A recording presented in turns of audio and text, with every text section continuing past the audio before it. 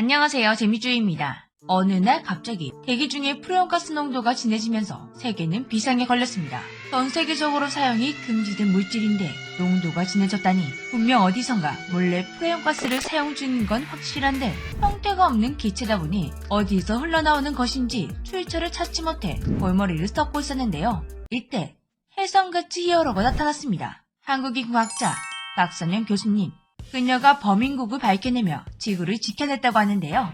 소리 소문 없이 지구를 죽이고 있던 그 범인은 바로 중국이었습니다. 이것이 밝혀지며 중국은 피눈물을 흘리며 자국 기업들을 직접 파산시키는 소유의 사태가 벌어졌었는데요. 과연 박선영 교수님이 그 누구도 찾지 못한 범인을 찾아낸 수법은 무엇인지, 중국은 왜 팀킬을 할 수밖에 없었는지 지금 알아보겠습니다.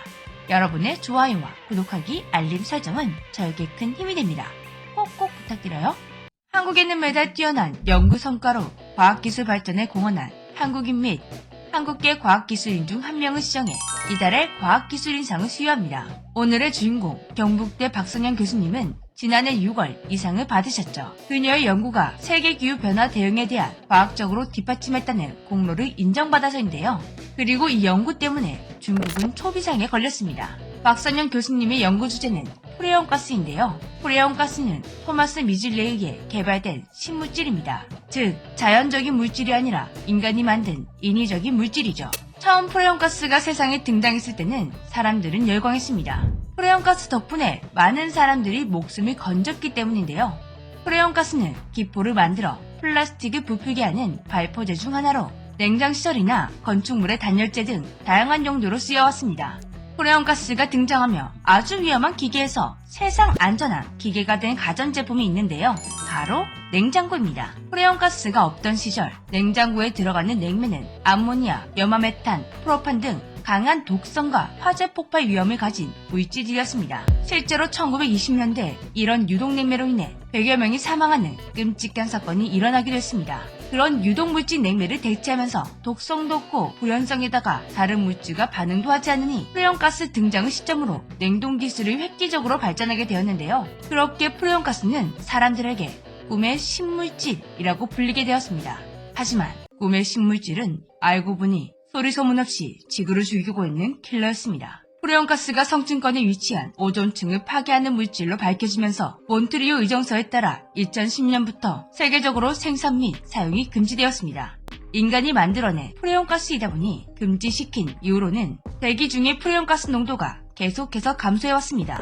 그런데 갑자기 2018년부터 대기 중의 프레온가스 농도가 진해지고 있다는 충격적인 변화가 오존 사무국과 유엔 환경계획에 보고되었습니다. 하지만 정확한 배출량 및 배출 지역이 밝혀지지 않아 곧 이것은 세계적인 환경 문제로 떠오르게 되었는데요. 자연적으로 배출될 리가 없는 가스가 갑자기 증가하게 되었다. 이건 분명 누군가 몰래 프레온가스를 생산 및 배출하고 있다는 것을 의미했습니다. 그런데 어떤 국가가 이런 일을 벌이는지를 모르니 미치고 팔짝 뛸 일이었는데요. 이 소식을 전해듣게 된 경북대 박선영 교수님은 자신이라면 그 범인을 찾을 수 있겠다라는 생각이 들게 되었습니다. 그녀의 평소 주요 연구 분야가 프레온가스였기 때문이죠. 박선영 교수님은 곧바로 제주도 고산과 일본 하테마루섬 관측소에서 관측된 프레온가스 농도 자료를 바탕으로 연구 및 시뮬레이션을 돌렸습니다. 그리고 마침내 범인을 찾아내게 되었죠. 범인은 생각보다 가까이 있었습니다. 바로 중국 동부지역.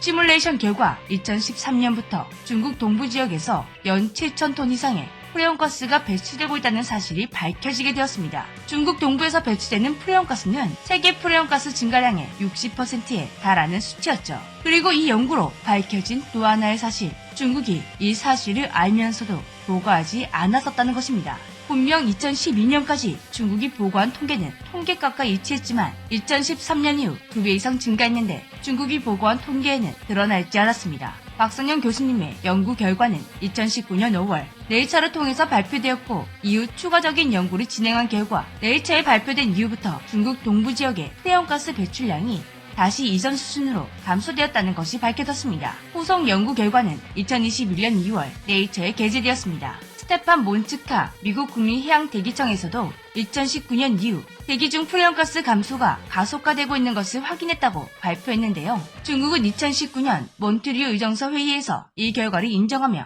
해당 지역의 공장 및 생산시설을 압수하고 철거하는 조치를 취했다고 합니다. 그러나 대기 데이터에서 분석된 양에 비하면 매우 적은 양이라며 적반하장의 태도를 취했었죠. 하지만 2019년 중국이 이런 조치를 취한 이후부터 프레온가스의 배출량이 급격히 줄어들었습니다. 이것만 봐도 누가 진실을 이야기하고 있는지 알 수가 있겠죠. 이것은 결국 중국 때문에 전 세계 프레온가스 농도가 증가했었다는 증거가 되는 셈인데요. 결국 중국은 세계적으로 비난을 받게 되었고 국제기구들의 감시 대상에 오르게 되었습니다. 원인을 알 수 없다던 세계적인 환경 문제를 박선영 교수님과 국내 연구진들이 해결해 버린 것입니다. 만약 지금까지 교수님이 이 사실을 밝혀내지 못했다면 중국은 여전히 입을 싹 닫고 프레온가스를 배출했을 것이고 세계는 프레온가스 증가율로 발을 동동 굴렸었겠죠. 솔직히 이 정도 성과면 한국에서만 상을 줄 게 아니라 세계에서 상을 줘야 하는 게 아닌가 싶은데요. 그리고 이렇게 중국이 발뺌하다가 딱 걸린 환경오염 한두 개가 아니죠. 특히 코로나 사태로 인해 중국의 거짓말은 너무나 명확하게 드러나 버렸습니다. 바로 황사. 봄만 되면 편산풍을 타고 넘어와 한국을 괴롭히고 있는 중국발 황사.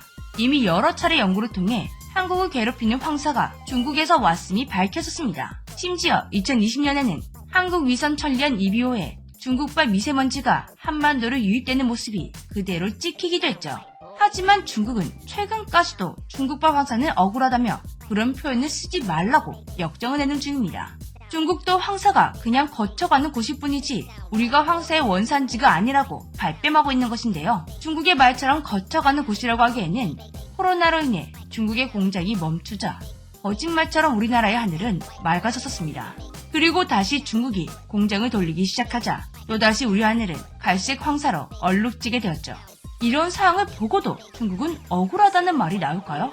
도대체 어떻게 해야 중국이 이 사실을 순순히 인정하고 황사를 줄이기 위해 협력을 할 수 있을까요? 올해도 어김없이 봄철 불청객 황사가 우리를 찾아왔습니다. 이제 겨우 마스크를 벗나 했는데 이 지긋지긋한 황사가 지나갈 때까지는 마스크를 꼭꼭 쓰고 다녀야겠네요. 여러분도 봄철 건강 유의하시기 바랍니다. 지금까지 재미주였습니다. 안녕.